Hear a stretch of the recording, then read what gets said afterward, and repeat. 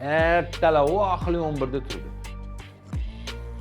Ertalab oxli 11da turdi-da, oyna sinsa antga olib borar ekanman, Svetni antga olib borar ekanman rasxotini.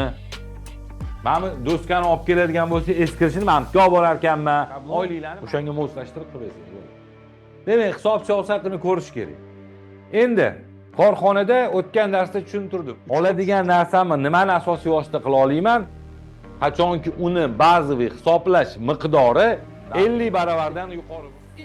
Har xil. Endi sizga savol.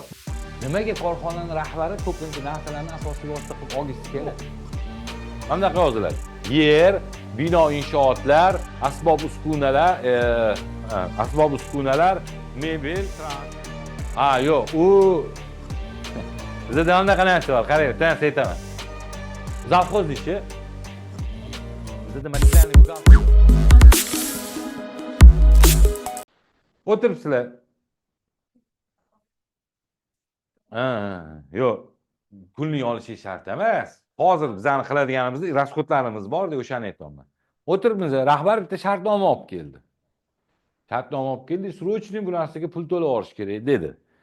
Uni ham xuddi shunaqa qilasizlar, shartnomalar degan papka ochasizlar. O'shaning ichiga o'sha shartnomani tikasizlar. Endi u shartnomada yozib qo'yibdi. Misol mebel olishimiz kerak ekan. Narxi 25 million so'mga tashkil qilar ekan mebelimiz. Korxonada mana bunaqa tushuncha bilan yashaydigan bo'lib qoldik. Ishlaydigan buxgalterlar bormi ichida, yo'qmi? Bormi? Mana narsani tushuntirib beraman. Ishlaydiganlar, agar shunaqa ishlayotgan bo'lsanglar, ha bo'lmanglar, haqiqatni aytib ketaman. Tasavvur qilinglar, uyga kelin oldinglar, farzandinglarga. Kelin oldinglarda, u kelin yoki yoshlar bo'lsa, ayol oldinglar o'zingizlarga. O'sha ayolinglar yoki kelininglar ertalab oxli 11da turdi. Ertalab oxli 11da turdi-da, endi kelib, "Men qara, ota-onamga choy tayyorlamaysanmi?" desa, o'zing tayyorlab olsin" dedi. "Men hozir o'zimga tayyorlayman" dedi. O'ziga tayyorlashni boshladi. Keyin misol ko'chani supurmaysanmi desa, "Menga o'rgatilmagan unaqa narsa, men borib hozir o'zimni xonamni yig'ishtiraman" desa. Nima qilardinglar shunaqa keladi? 1 soatami, 1 soatami. Nimaga? Yo'q, nimaga? Vazifasini bajarmadi degan tushuncha qayerdan? U unaqa vazifa o'rganib kelmadi uydan. U uydan boshqa vazifa o'rganib keldi. Unga vazifa boshqacha o'rgatildi. Unga bu uyi siyosatiga tushmadi. To'g'rimi? Uni siyosatida boshqa narsa emas. O'tda unga yetilmagan u siyosat. Endi u siyosatni kim aybdor bu siyosatda etmagan? Ili qaynana, ili yer. To'g'rimi? Bizda ko'p buxgalter shunaqa siyosatsiz. Kurs o'qib kelyapti-da. Bolalarni qanaqa o'rgangan bo'lsa shunaqa qilyapti. Ishonasizlarmi, hamma korxonaga yilni boshida majburiy hisob siyosati bor. Buxgalter ishga o'tganda uni qo'liga berish kerak. Mana bizning hisob siyosatimiz. Buxgalter uni o'qiydi. Ha deydi, oyna sinsa antga olib borar ekanman, Svetni antga olib borar ekanman rasxotini. Mana do'skani olib keladigan bo'lsa, eskirishini antga olib borar ekanman. Oyliklarni meniki ekan, bunisi bunaqa ekan degan siyosat bo'ladi. U siyosatni o'qimasdan turib buxgalter kelyapti-da, 11da turyapti, ishonasizlarmi? Xohlaganda qilyapti. U bundan oldingi buxgalterdan ko'p yopti. Svet rasxot qilganda, spisat qilgan. U ham spisat qilib o'tiribdi. Asosiy vositaning eskirishini 1 yilda bir marta hisoblaganda, u ham 1 yilda bir marta hisoblayapti. Yo'q siyosat, ishonasizlarmi? Lekin hamma tashkilotda hisob siyosati bo'lishi shart. Hammasida. O'sha hisob siyosatida ko'rasizlar, o'rganasizlar, o'qiysizlar, uni keyin qo'l qo'yasizlar. Bo'ldi, mana shunaqa ishlay olmayman. Ana o'shandan keyin kelinga tushuntirilsa, bizda uyda soat 6da turadi siyosatimizda. Mana bunaqa payt choy tayyorlanadi, mana bunaqa payt uydagilarga mana bunaqa ovqat qilinadi deb tushuntirilgandan keyingina u siyosatga ko'maklar, nima deydi? Ko'nikadi, moslashadi. Bizning buxgalterlar yo'q. Kim ishlaydiganlar? Bormi hisob siyosatinglar korxonalarda? Bu shtraf o'zi indamaydi hali ham. O'zi hisob siyosat har yil yangi chiqish kerak. Indalmaydi. Shuning uchun hisob siyosatini ruschada ham, o'zbekchada ham tashlab beraman. Sizlar o'zingizlarning korxonangizga o'zingizlar nom berib, ustavda ham, ustavda nima nom bersanglar, hisob siyosatida ham shu nom berildi. Ustav ham tashiyman, o'zgartirib olaylik ichidan. Prosta o'qib chiqinglar. Demak, shablonli hisob siyosati. Undan foydalansanglar, biznes qilsanglar bo'ladi. Roziman u paytda. Qanaqa? Hisob siyosatini qilib, qaysidir korxonaga qilib bermoqchi bo'lsanglar, o'rtacha 2 million turadi ko'chada narx. 2 millionga kimgadir qilib bersanglar bo'ladi. Shablon o'shanga moslashtirib qilib bersanglar bo'ladi. Demak, hisob siyosatini ko'rish kerak. Endi korxonada o'tgan darsda tushuntirdim. 3 xil tushuncha bor. Birinchisi tovar, ikkinchisi inventar, uchinchisi xom ashyo. To'g'rimi? Bular bir-biridan qanaqa farq qilinishi? Inventar degan tushunchani o'zi ikkiga bo'linadi. Asosiy vositalar bor. Joriy inventarlar bor. Ya'ni tez tugab qoladigan inventarlar. Xo'p, qaranglar. Mana men konditsionerimning narxi 4 million turadi. Asosiy vosita emas menda. Mana stulimning narxi 2 million 150 ming turadi, lekin bu asosiy vosita. Asosiy vosita nima degani?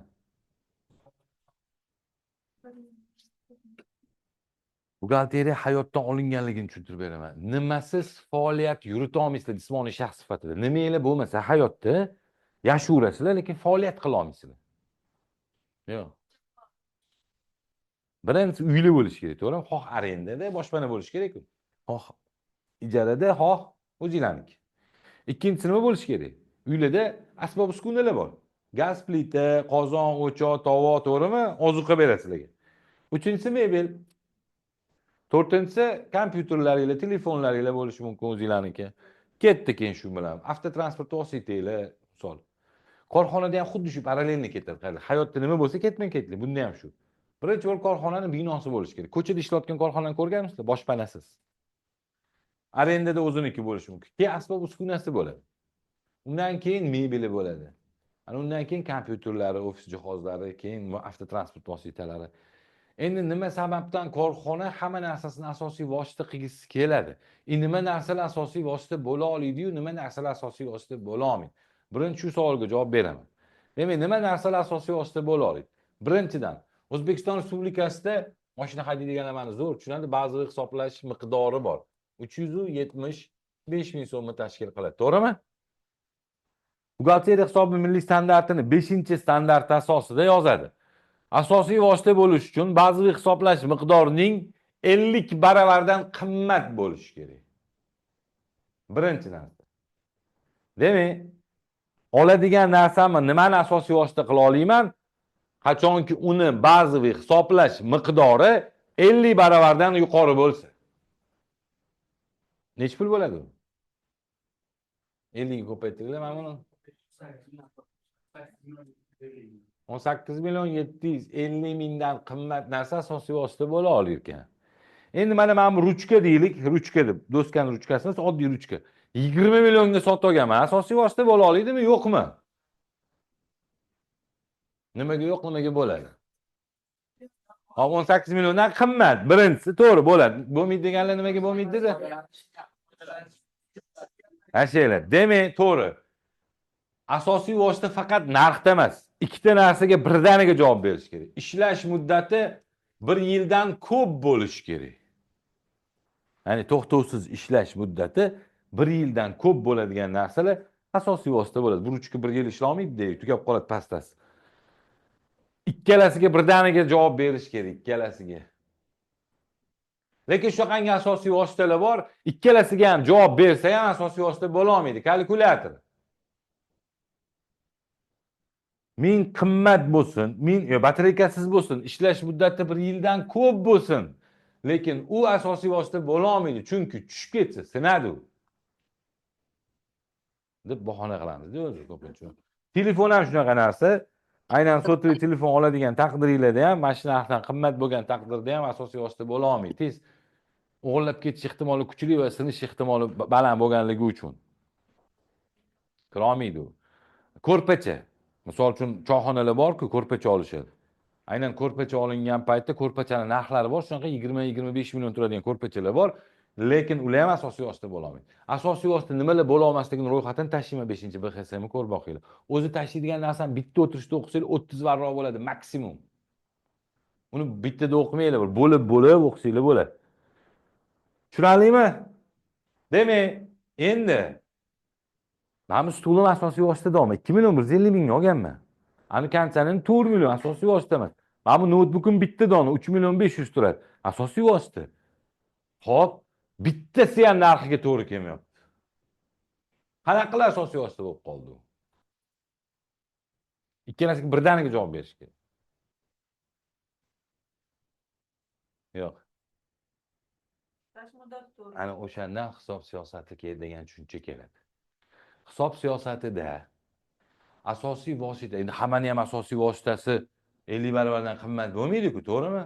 Asosiy vositalar deydi. O'sha yerda yozadi. Asosiy vosita degan joy bo'ladi. O'sha yerda yozilgan bo'ladi. Ba'zi hisoblash miqdorini 20 barobardan qimmat narsalar asosiy vosita deb hisoblanadi bizning korxonada desa, demak, mana buni 20 baravariga tushiradi, 50 ta emas. Agar hisob siyosatida kelgan bo'lsa, hisob siyosatida kelmagan bo'lsa, 50 ta hisoblanadi. Ha, hisob o'zini, korxona o'zini hisob siyosatida 10 tadan qimmat narsalar asosiy desa, unda 10 tadan qimmat narsa o'zgaradi.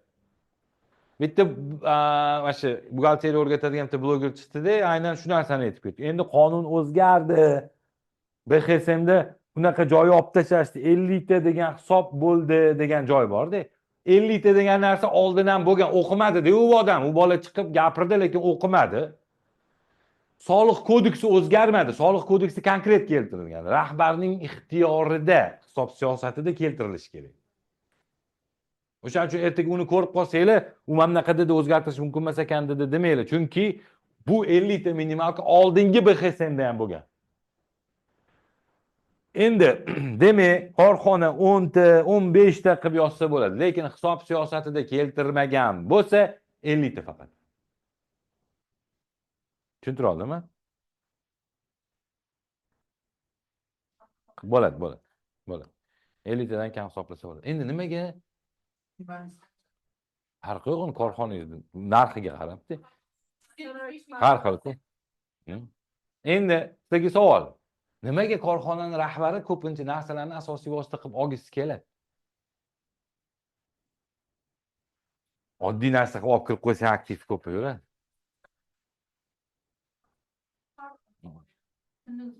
Foydasi yo'q. Qaranglar, menga aytishadi-da, inventariy eskirmaydi deyishadi. Qaysi aql bilan aytyapsan bu narsani deyman. Любой inventariy eskiradi. Kullir oldik, misol uchun 1 millionga. Asosiy vosita emas u. Men eskirmaydimi kullir hech qachon? Unaqa narsa yo'q. Asosiy prosta kitobdan yozilgan asosiy vositalarning eskirishi degan tushuncha bor. Inventarning eskirishi degan tushuncha yo'q. U metodologiya yo'qmi? Demak, u metod yo'q deb o'ylashadi. Yo'q, hammasi bor. Bemalol bilayotgandagi spesat qilsak bo'ladi u qiymatlarni. Bo'lmagan narsa inventarlar eskirmas ekan deydigan. Eskiradi hammadan. Hop, o'zi tegida yomon g'araz niyat turadi uni asosiy vosita qilib olishi. Ko'pincha g'araz niyat turadi. Nimaga asosiy vosita qilib olgisi keladi korxona rahbariyati? Kim uyga MIB borgan? Tanish bo'lishlar uyga MIB borganmi? Ana endi yashanglar, qaranglar, MIB borsa, hech ko'rganmisiz? Gaz plitani ko'tarib ketgan, ili xolodilnik olib ketib qolganini ko'rganmisizlar? Nima olib ketadi? Bilet, televizor, kir mashina, to'g'rimi? Xolodilnikni olib ketmaydi. Mumkin emas olib ketish xolodilnikni uydan. Nimaga olib ketmaydi gaz plitani? Faqat xatlab ketadi. Endi u ovqat yemaydimi? Ovqat yemasa ishlolmaydimi? Pul to'la olmaydi keyin. Shuning uchun asosiy vositalarga tegmaydi ular. MIB misol korxona kimnidir oldida qarzdorlik bo'lib qolsa, sud qaror qilmagan bo'lsa, olib ketgin deb yoki bankrotство, aynan jinoyatlarda bo'ladi ko'pincha asosiy vositalarni olib ketish mumkin. Jinoyat uchun korxona yopilayotgan bo'lsa. Lekin qanaqadir kimlardir davlat oldida yoki bo'lmasa qaysidir tashkilot oldida qarz bo'lib qoldi, asosiy vositani ko'tarib ketib bo'lmaydi, chunki uni olib ketib qolsa qarzini to'la olmaydi. Shuning uchun ham tegida g'araz niyat turadi deyman. Aynan bu narsani olib ketib bo'lmaydi, shuning uchun asosiy vosita qilib. Faqat asosiy vositani shunaqangi keltirish kerakki, hisob siyosatida keltirilgan bo'lishi kerak. Nimalar asosiy vosita hisoblana olishi. Xo'p, bizning korxonamizning rahbari 25 millionlik mebel oldi. Biz yozib qo'ydik, o'zimizning bloknotga, daftarga, Excelga farqi yo'q. Shartnomani solib qo'ydik. Endi qaraymiz. Rahbardan birinchi savol beradigan narsam nima? Yo, do'g'rini olib qo'ydim. Hisob siyosati ham bor korxonamda. Yo'q. Yo'q. U bilmaydi-ku asosiy yo'sin nimaligini rahbar. Birinchi savol nima? Rahbarga birinchiman. Dogovor kelgandan keyin birinchi savolim nima bo'ladi? Ha, Yashin. Maqsad nima mebelni olishdan? Sotishmi? Yoki buni buzib yangi narsa qilishmi yoki o'zimiz foydalanamizmi? Bo'ldi, bildik. O'zimiz uchun sotmaymiz. Agar sotganda tovar bo'lardi. Demak, o'zimiz ishlatamiz. Demak, inventar bu, to'g'rimi? Endi inventarni boya aytgandek, joriy inventarlarimiz bor, asosiy vositalarimiz bor. Qarayman, hisob siyosatimda misol uchun 50 baravardan qimmat narsalar deb yozilgan bo'lsin. Birinchidan narx to'g'ri keladi. To'g'rimi? Chunki 18 million 750 mingdan qimmat. Ikkinchidan ishlash muddati 1 yildan ko'p mebellik. Bo'ldi. Demak, bu asosiy vosita. Shotlar rejasini ochaman, yodlamaganman. Misol uchun shotlar rejasini ochaman. Ben asosiy vosita, asosiy vositani qidiraman. Qalin yozuvlardan bor. Bugun tashlayman, kakaz ko'rasizlar. Demak, o'sha yerda 0100 degan shot aynan asosiy vositalar deb yoziladi. 0100 dan keyin ketma-ketligida har bitta asosiy vositani o'zini oti bo'ladi. 0140 mebel va ofis jihozlari deb yozilgan. Demak, bu manda 0140 bo'ladi. Endi keyingi holatni ko'ramiz. Nimani? Bu 0140 bo'lgandan keyin, bu mebel bo'lgandan keyin men buni ketma-ketligi bo'yicha olishim kerak. Agar misol uchun sizlarning asosiy vositaligini bilasizlar, mana xolodilnik 30 millionga olsizlar. Marojniy sotmoqchisizlar. Avtomat asosiy vosita u, to'g'rimi? O'zimiz ishlatamiz dedi rahbar. Demak 30 million. Lekin spiskaga qarasanglar 0100 da asosiy vositalarnikida. Bu yerda xolodilnik degan yozuv yo'q. Mana bunaqa yoziladi. Yer, bino inshootlar, asbob uskunalar, mebel, transport va hokazoda. Xolodilnik yo'q. Har bitta asosi, har bitta shotda o'zi, har nimmasida bor 90 bo'ladi. Ya'ni boshqa asosiy vositalar. Demak, bo'l, mashinchiga qo'yib olsanglar bo'ladi. Nobodda xolodilnik bo'lib qolsa, bu narsa bo'lib, o'tda spiskada yo'q narsa bo'lsa, ketdi 90 ga. Endi rahbar aytibdi, srochni deyapti. Srochni mebelli pulini to'la dedi. Birinchi qiladigan narsam bu bankka platyoshka qilaman. Xoh bank klienti qiling u narsani, xoh qog'ozda qiling. Yana bitta narsani eslatib, iltimos, uni asrab avaylab qalbingizga solib bekitib yurmanglarni platyoshkalar. Musulga tashlab olsanglar bo'ladi. Bir xil yig'arkanda uni. Oti bilan aytibdi. Platyoshniy поручение. U nima degan? U degani qaysi korxonadan, qaysi korxonaga, qaysi hisob raqamdan, qaysi hisob raqamga nech pul nima uchun o'tkazilayotgan. U hujjat kimga? Otidan qaraydi. To'lov topshiriqnomasi. Platyoshniy поручение. So'zni birikmasini tahlil qiladigan bo'lsak, to'lovi topshiriq nomasi. Kimga topshiriq beramiz buni? Bankka topshiramiz, to'la deymiz. U bank uni saqlash kerak, biz emas. Chunki bank nima asosda pulni chiqarib yording desa, mana o'zi berib ketgan deydi. Tushundira oldimmi? Platyoshniy shuning uchun поручение, bankka поручение berganingiz uchun platyoshniy поручение. Aynan to'lov topshiriq nomasi. Uni shablonini beraman, bo'shini. Uni to'ldirilish bo'yicha videosini ham beraman. O'shanga qarab o'zingizlar har bitta asosiy vositanikini to'ldirib olasiz. Hozir uyasidan tushuntirayotganda yana tushuntirib ketaman. Demak, platyoshniy поручение yasadik. Platyoshniy поручениeni borib bankka taqdim qildik. Bank pulimizni chiqarib oldi. Pul qayerda turuvdi? 51 dami? Qayerdan to'laymiz? Demak, 51.10 dan ketyapti pul.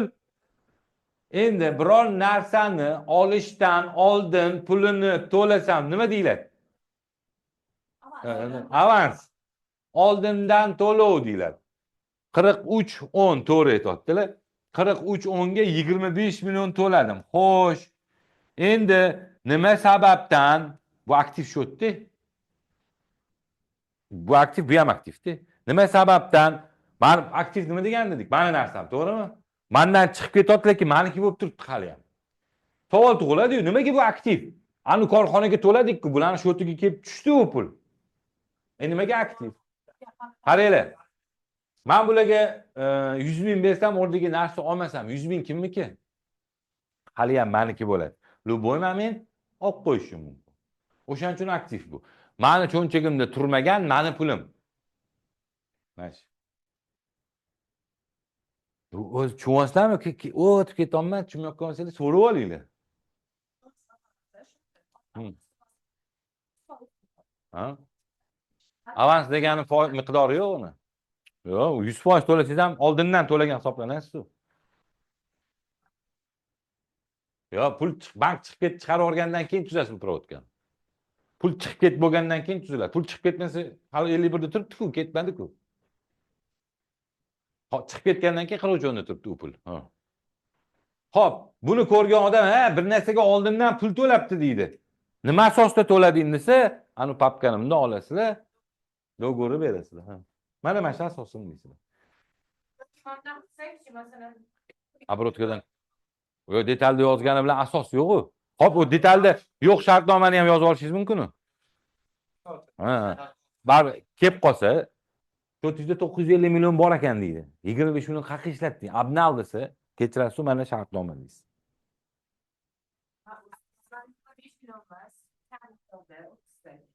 Oldindan to'lang. Yo'q, hosh to'xtab turing, ana. Keyingi kattaga hozir o'tdinglar, birga o'tamiz. Xo'p, ana ma'lum bir muddatdan keyin mebelchilar telefon qildi. Mebelingiz tayyor bo'ldi dedi. Men sizga savol beraman. Keldim bulardan narsa olaman. Bularga pulni berdim. Pulni berdim-da, misol uchun 500 ming berdim. Narsa hozir yo'q dedilar, ertaga keling dedilar. Ketdim men. Ertasi kuni bularni yubordim, ishchim. Ishchim keldi. Ana kecha xo'jayin narsaga pul berib ketdi, tayyormi? Ha, dedi, oldi ketdi.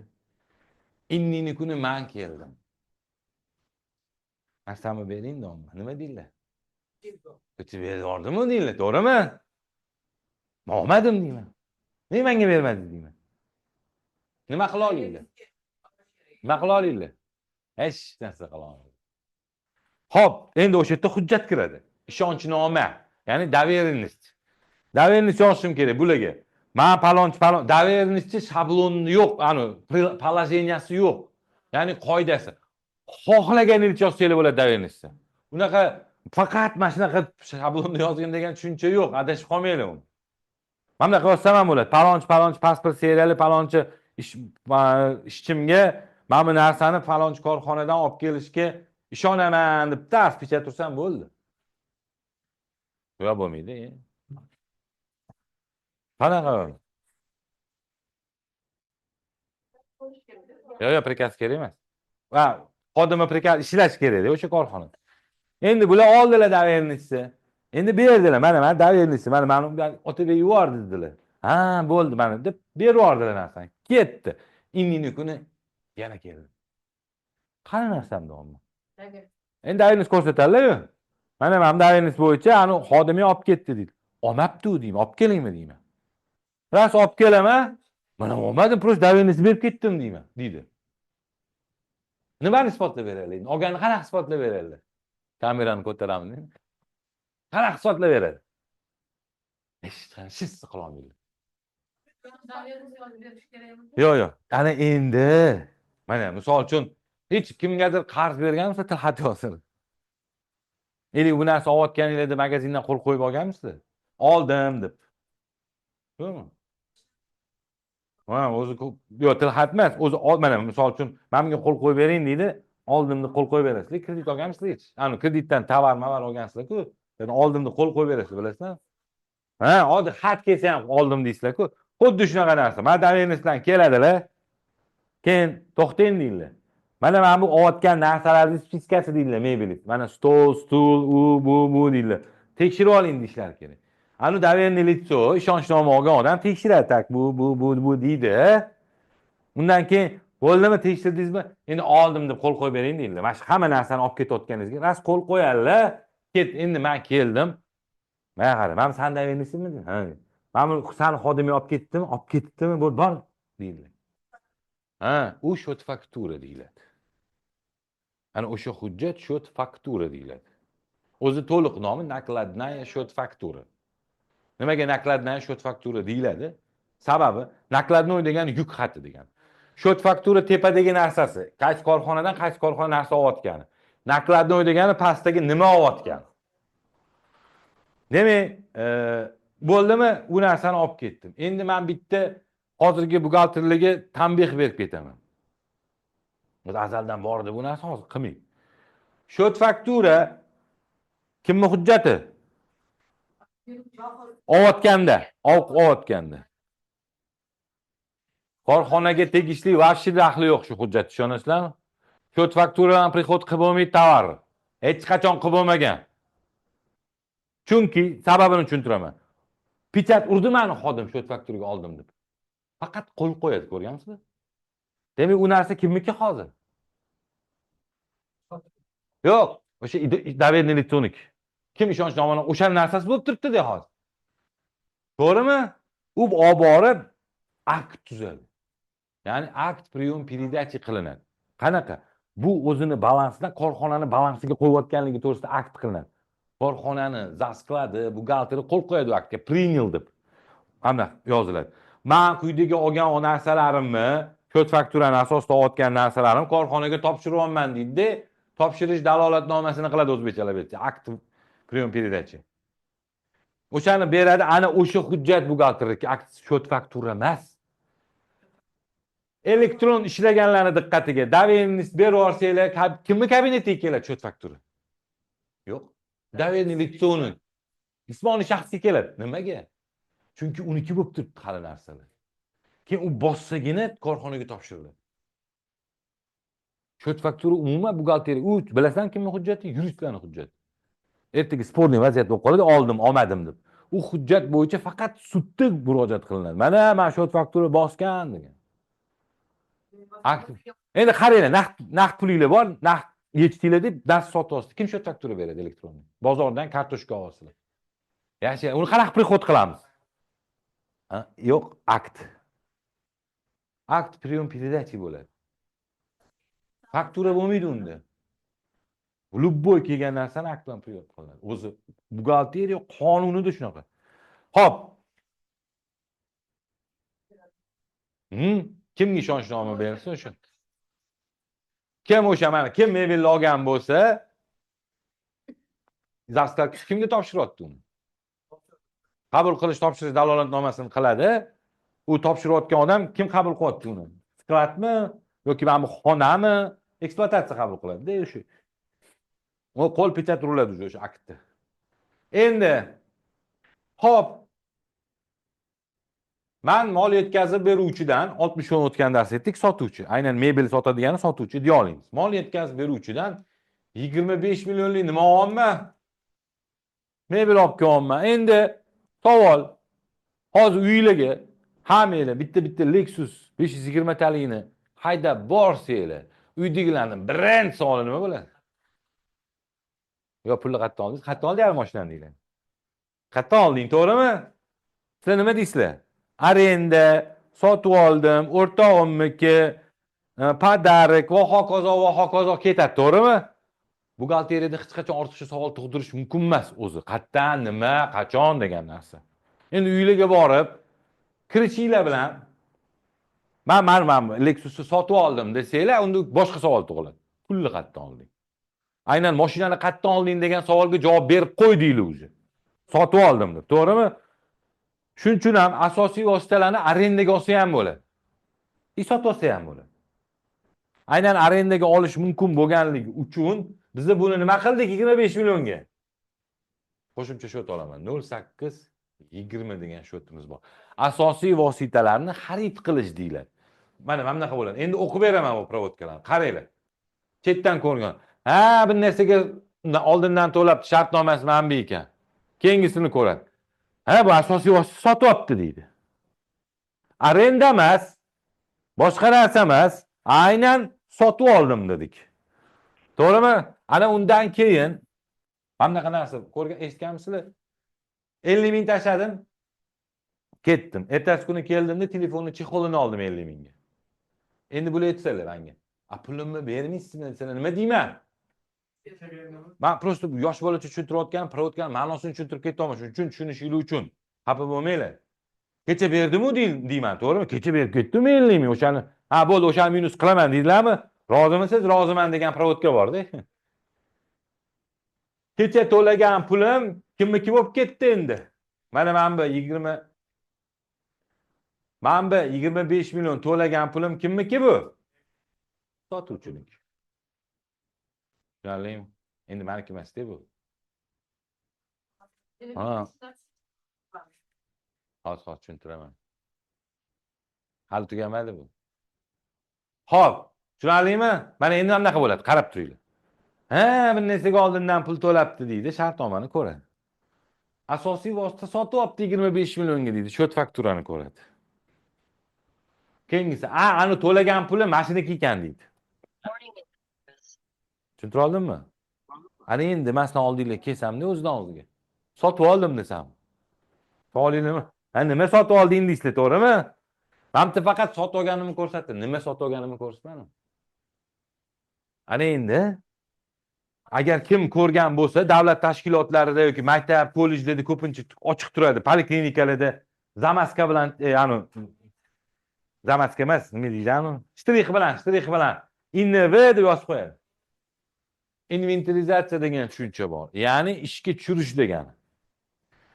Qaysi kundan ishga tushgan bo'lsa, o'sha kundan uniki hisoblanadi. Unga dalolatnoma tuziladi. Faqat bino bilan mashinada boshqacha bo'ladi. Hozir tushuntiraman uni ham. Demak, mebelda dalolatnoma tuziladi.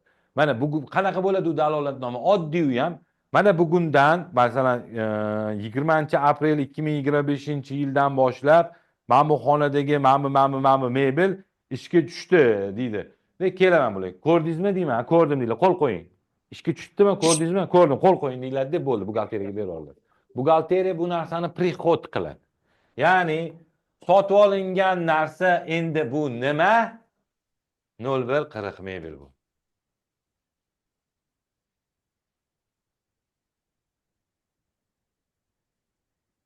Tushunarlimi? Bu dalolatnoma bo'ladi buni hujjat. Endi bizda nima bor? Dogovor bor, shot faktura bor, akti bor. Ishga tushganligi dalolatnomasi bor. Asosiy vositalar degan papka degan dogovorni olaman, orqasiga 4 ta hujjat tikib qo'yaman. Bo'ldi. Polni pachka dokument bo'ldi. Kimda shu pachka dokument bo'lmasa, kechirasiz noto'g'ri ishlar olasiz. Misol berdinglar hozir? Ha, savol bermadingmi? O'zim aytdim, mashina bilan uyga. Endi qaranglar. Bu o'zi provodkani uyda, mashinada tushuntiraman. Qaranglar, ketma-ketligini. Mashina olamiz, a? Mashinaga oldindan pul to'ladik, avans. Ma'lum muddatdan keyin mashina chiqdi, shot faktura qildi, biz sotib olganimizni ko'rsatdik. Mana bu provodka shot fakturadan tashqari notarius hujjati bo'lishi kerak. Notariusdan chiqqan mashina egalik huquqi kimniki? Lekin haydash huquqi yo'q o'tdi. To'g'rimi? 10 kunning ichida haydasanglar bo'ladi, keyin nima qilish kerak? Yo'q. Keyin texpasport qilish kerak, to'g'rimi? Texpasport bo'lmaguncha mashinada uni hayda olmaysizlar. Mana texpasport, tushunarlimi? Mashinada texpasport bo'ladi. Mebelda akt bo'ladi. Binoda nima bo'ladi? Kadastr bo'ladi. Kadastr notariusdan o'tkazib oling, sizniki emas, u kadastrda birov nomida turgan bo'lsa. Tushuntira oldim, mana hammasini o'zini hujjati bo'ladi. Provodka o'zidan o'zi tuzilmaydi. Uni yodlashdan vobshe naf yo'q. Uni hujjatini bilmaguninglarcha. Provodkalar prosta masala beradigan uchirma sentrlarni ko'radigan bo'ldik oxirgi paytda. Masala beradi, debit kredit qilib o'tiribdi. Uni hujjati nima uni? Ishlayotganda umuman boshqa narsa. Ishonasizlarmi? Ishlaydigan buxgalterlar menga tan olib aytinglar, hech shunaqa bo'lgan pul sotib oldinglar-da. Palonchi bu aktivmi, passivmi degan savolni hech qachon bermagan. Ikkinchi narsa, pul sotib oldi. Pul debitlanadimi, kreditlanadimi degan tushuncha ham yo'q hech qaysi buxgalterda. O'shaning uchun uni yodlashdan, uni qilishdan naf yo'q. Bularsiz ishlasanglar bo'ladi. Bularni nimaga ko'rsatyapman? Parallel dokumentini tushuntirish uchun ko'rsatyapman. Tushunarlimi? Beraymi? Mana bu yerda shot faktura. 60 o'ndan narsa kelyaptimi, bo'ldi, shot fakturasi bo'lishi kerak uni. Boshqa tovar bo'lsa, tovar bo'ladi. Bu asosiy vositaga tegishli bino.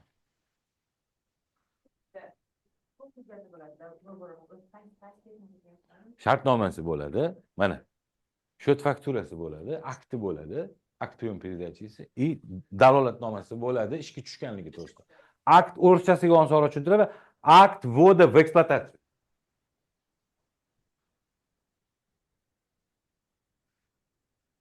Shartnoma, счет faktura, uchinchi hujjati akt prima передачи dalolatnoma, nima deydi? Topshirish dalolatnomasi. Topshirish dalolatnomasi. Akt prima передачи deyiladi. Imamda akt vvoda в эксплуатацию. Ishga tushganlik to'g'risidagi dalolatnoma. Ha? Hamma asosiy vositalarni o'zingiz chiqarasiz.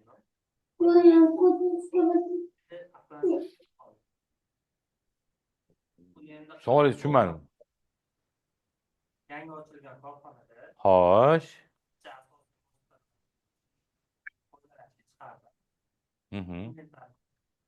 Mashina inventar nomeri va texpasport nomeri. Hech narsa qilmaydi. Hech narsa qilmaydi. Mashina inventar nomeri qo'ygan bo'lsangiz, bagaj orqasidan ochasiz yoki kapotni ochib yopishtirib qo'ying. Hech narsa qilmaydi. Yo'q. Uni zarari yo'q uni.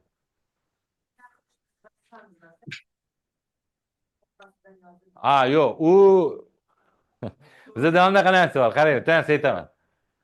Zavxoz ishi bizda materialniy buxgalter degan terminologiya kuchayib ketdi-yu. O'sha kim bilasizmi o'zi materialniy buxgalter? O'sha zavxozni chiroyli oti materialniy просто buxgalter. O'sha materialniy buxgalter ishi, zavxozda shu. O'zingiz qilasiz. Yo'q ekan deb endi mana shu narsa qilmayman demaysiz, o'zingiz qilasiz endi uni.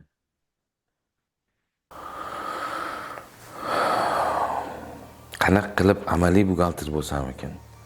Xatga bormasam shot yotlar, qonun yotlar, masala ishlar. Buxgalterlar rostdan ham shunaqa masala ishlab yurarmikan? Assalomu alaykum. Unda men Otabek Kadirov sizlarni 11-may soat 11:00 da start oladigan, offlaynda ham, onlaynda ham yonma-yon bo'ladigan haqiqiy bosh buxgalterlar kursiga taklif qilaman. Kursimiz 100% amaliy darslar bilan haqiqiy buxgalter bo'lish hissiyotlari bilan bo'lib o'tadi. Siz birinchi darsdanoq o'zingizni bosh buxgalterdek his qilishni boshlaysiz. Ishlab chiqarish, savdo, xizmat ko'rsatish, qurilish, oshxona, restoran bo'ladimi, kafe bo'ladimi, aynan eksport, import, valyuta operatsiyalari bo'ladimi? Haqiqiy shu korxonalarning bosh buxgalteri bo'lish imkoniyatiga ega bo'lasiz. Birinchi darsdan onlayndagilar ham, offlayndagilar ham his qilishni boshlaydi. Aynan 11-mayda start oladigan kursimiz umuman boshqacha atmosfera, boshqacha darslar va boshqacha hislar bilan bo'lib o'tadi. Joyingizni mana shu raqamlarga qo'ng'iroq qilib band qiling, chunki joylarimiz onlaynda ham, offlaynda ham chegaralangan. Ortig'ini qabul qila olmaymiz. Joyimiz unaqa rezinkali emas. Shuni hisobiga.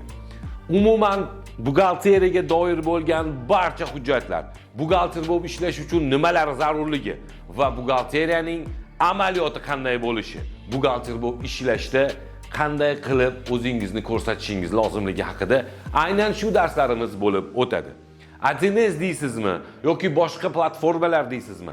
Aynan bu darslarda hammasi bo'ladi. Eng asosiysi, boshqalardan ustun tarafi bu kursi. Bu barcha darslar video tasmalarga yozilib, o'zingizga yuborib qo'yiladi va bemalol uyingizda darsdan keyin, darsdan oldin tomosha qilib, yana ham o'zlashtirish imkoniyatiga ega bo'lasiz.